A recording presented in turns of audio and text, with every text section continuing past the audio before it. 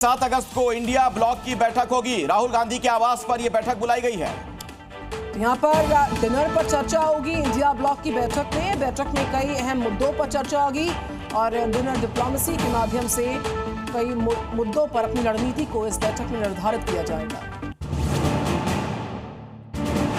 India गठबंधन की यह बैठक ऐसे समय में हो रही है जब विपक्ष केंद्र सरकार और चुनाव आयोग दोनों पर गंभीर आरोप लगा रहा है। 7 अगस्त की डिनर मीटिंग में आने वाले दिनों की राजनीतिक रणनीति और संभावित आंदोलन की रूपरेखा भी बन सकती है। बैठक में बिहार में चल रही SIR प्रक्रिया, महाराष्ट्र में फर्जी वोटर जोड़ने के आरोप, ऑपरेशन सिंदूर समेत कई मुद्दों पर रणनीतिक चर्चा हो सकती है। बता दें कि संसद का मानसून सत्र शुरू होने के बाद इंडिया गठबंधन की यह दूसरी बैठक है। इससे पहले 19 जुलाई को वर्चुअली बैठक हुई थी, जिसमें इंडिया ब्लॉक के 24 सदस्य शामिल हुए थे। और अब 7 अगस्त को राहुल गांधी के आवास पर होने वाली इस डिनर डिप्लोमेसी को अहम माना जा रहा है। खबर उत्तर प्रदेश के रायबरेली से है। बदमाशों से मुठभेड़ की सूचना मिल रही है। पुलिस ने एक बदमाश को गिरफ्तार किया। 3 बदमाश मौके से भागने में सफल रहे। पुलिस की गोली से जख्मी हुआ बदमाश एक व्यापारी की मौत में शामिल था। ये बदमाश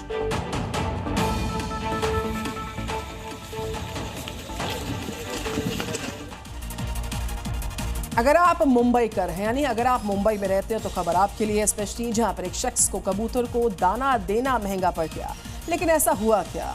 एक कबूतर को दाना देने से कौन सी मुसीबत खड़ी होगी इस शख्स के लिए, हम आपको बताएंगे अपनी अगली रिपोर्ट में। जी हां, एक शख्स पर FIR दर्ज की गई है। हालांकि ये शख्स अज्ञात है, लेकिन FIR क्यों दर्ज की गई वो भी समझ लीजिए। दरअसल माहिम में एक शख्स को LG रोड पर अपनी कार से कबूतरों को दाना डालते हुए देखा गया, लेकिन कार नंबर नहीं दिखा, जिसके चलते पुलिस ने एक अज्ञात शख्स के खिलाफ BNS की धारा 270 और धारा 223 के तहत मामला दर्ज किया। कबूतरों की बढ़ती आबादी और इससे जुड़ी स्वास्थ्य समस्याओं को देखते हुए FIR दर्ज की गई है। फिलहाल पुलिस अज्ञात शख्स की पहचान करने में जुटी है। और आगे देखते हैं मॉर्निंग जी में राज्यों का हाल रफ्तार के साथ।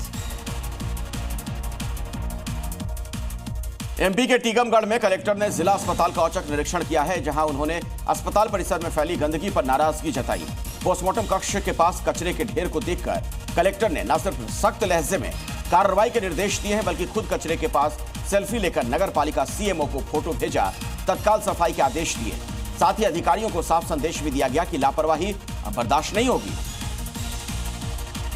उत्तर प्रदेश में कांवड़ यात्रा में इस बार ऑपरेशन सिंदूर का खास क्रेज नजर आया है। चंदौसी से आए कांवड़ियों ने 51 किलो की अनोखी कांवड़ में सबका ध्यान अपनी तरफ आकर्षित किया। इस खास किस्म की कांवड़ को ब्रह्मोस मिसाइल रॉकेट की डिजाइन में सजाया गया और इसे ऑपरेशन सिंदूर का नाम दिया गया। कांवड़ियों ने कहा कि ये कांवड़ पाकिस्तान पर मोदी सरकार द्वारा किए गए ऑपरेशन सिंदूर की विजय को समर्पित है।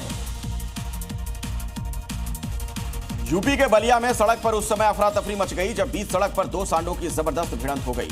डर से लोग रास्ते में रुक गए। इस दौरान कुछ लोगों ने पानी, ईंट और डंडों से सांडों को हटाने की कोशिश की, लेकिन वो नहीं हटे, जिससे लंबे समय तक सड़क जाम जैसे हालात बने रहे। गनीमत ये कि इस दौरान कोई घायल नहीं हुआ। सांडों की ये भिड़ंत अब सोशल मीडिया पर बहुत तेजी के साथ वायरल है।